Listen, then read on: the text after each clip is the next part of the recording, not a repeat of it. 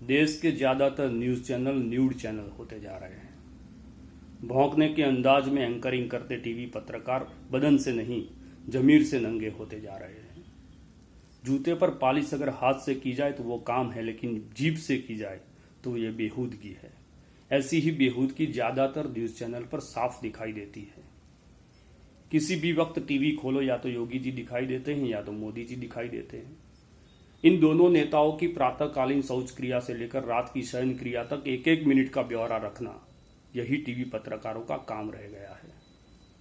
योगी जी ने कितने कुत्ते बिल्ली गाय गधे पाले, ये बात कोई न्यूज संवाददाता बहुत गंभीरता से हमें सुनाता है तो पता चल जाता है कि योगी जी को सिर्फ जानवर पालना नहीं आता, इन्हें पालना भी आता है।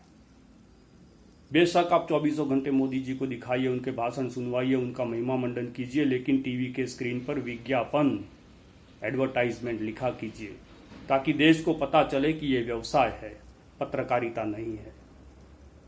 नोटबंदी के बाद ना आतंकवाद खत्म हुआ, ना नक्सलवाद खत्म हुआ, ना काला धन वापस आया, ना फर्जी नोट छापना बंद हुआ, ना इकोनॉमी कैशलेस हुई, फिर भी ये भांड पत्रकार नोटबंदी की सफलता का डमरू दोनों हाथों से बजाते रहे। पूजा भट्ट अगर पाकिस्तान में अपनी सहेली का बर्थडे मनाने चली जाती है तो ये लोग आसमान सर पर उठा लेते हैं, लेकिन देश का प्रधानमंत्री देश को गुमराह कर कर नवाज की केक खाकर लौट आया तो उसे सवाल नहीं पूछते। पाकिस्तान को उसकी भाषा में जवाब देना चाहिए। चुनाव के दौरान ये एपिसोड बार बार दोहराने वाली टीवी चैनल आज मोदी जी से नहीं पूछती कि ये भाषा सीखते सीखते अभी कितने जवानों को शहीद होना बाकी है।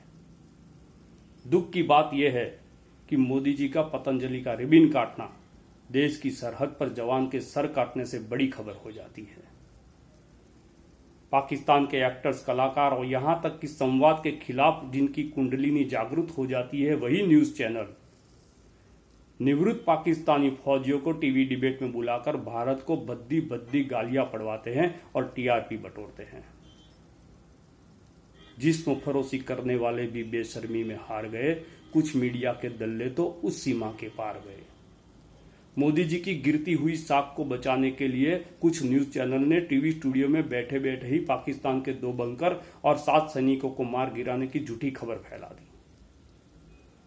पंजाब में कैप्टन अमरिंदर सिंह अगर लाल लाइट हटाते हैं तो उनको कानों कान खबर नहीं होती, लेकिन सुप्रीम कोर्ट के दबाव में यही काम मोदी जी कर देते हैं तो वीवीआईपी कल्चर पर मोदी का वार हो जाता है।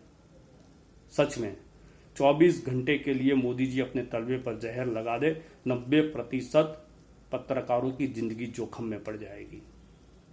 ये बात मैं कह व्यंग में रहा हूं, मगर उसके भीतर के दर्द को, उसके भीतर की गंभीरता को समझने की जरूरत है। 2014 में मोदी जी ने किए हुए एक भी वायदा पूरा नहीं हुआ, लेकिन ये लोग नहीं पूछ रहे हैं कि काला धन वापस क्यों नहीं आया, महंगाई क्यों नहीं घटी, पाकिस्तान क्यों नहीं संभल रहा, कश्मीर क्यों सलग रहा है, धारा 370 का क्या हुआ, कश्मीरी पंडितों के पुनर्वसन का क्या हुआ, बुलेट ट्रेन स्मार्ट सिटी के ख्वाबों का क्या हुआ, रुपया क्यों गिर रहा है, चीन क्यों आंखें दिखा रहा है। लिस्ट बहुत लंबी है, लेकिन सबसे बड़ा सवाल यह है कि मोदी जी से सवाल नहीं पूछे जा रहे हैं। ताल ठोक कर सरकार के साथ ताल से ताल मिलाते जा रहे हैं। हम तो पूछेंगे, लेकिन मोदी जी से नहीं, विपक्षियों से पूछेंगे। मोदी जी जैसे ही दबाव में आते हैं, देश के कोने में कोई भी आदमी मोदी जी के खिलाफ खड़ा होता है, ये लोग उसके व्यक्तिगत और सार्वजनिक जीवन को नोचने के लिए भेड़ियों की तरह टूट पड़ते हैं। ये पत्रकार नहीं है, पॉलिटिकल सुपारीबाज है। लोकतंत्र के चौथे स्तंभ पर दीमक की तरह चिपके इन चेहरों को पहचानने की जरूरत है।